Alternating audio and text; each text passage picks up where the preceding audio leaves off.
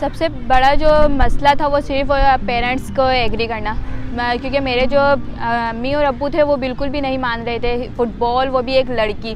اور دوسری بات جو برابر میں جو رہتے ہیں رشتہ دار محلے، وہ اتنی باتیں بناتے تھے کہ لڑکی ہے نہیں کھیل سکتی ہے، اسے گھر میں بٹھاؤ یا کھانا وغیرہ پکواؤ۔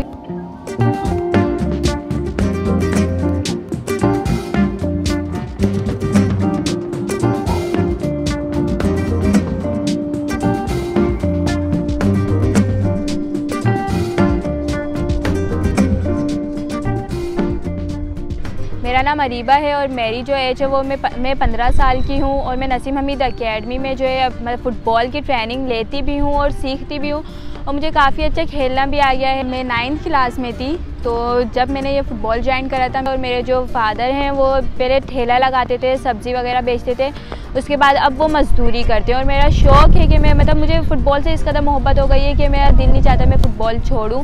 فٹ بال کے بغیر تو ایک دن تو کیا ایک رات بھی نہیں گزر سکتی۔ جو کوچ ہیں وہ بالکل بھی مجھے اپنی بیٹی کی طرح رکھتی ہیں اور وہ مجھ سے بہت محبت کرتی ہیں۔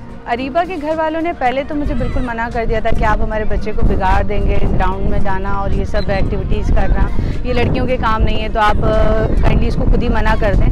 اگر آپ نے منع نہیں کیا تو پھر ہم جو ہے آپ کے خلاف ایکشن لیں گے، آپ کو جو ہے نا ہم کسی اور طرح سے جا کے پوچھیں گے۔ مطلب مجھے دھمکیاں دے رہے تھے کہ نہیں کرنا، یہ نہیں کرنا۔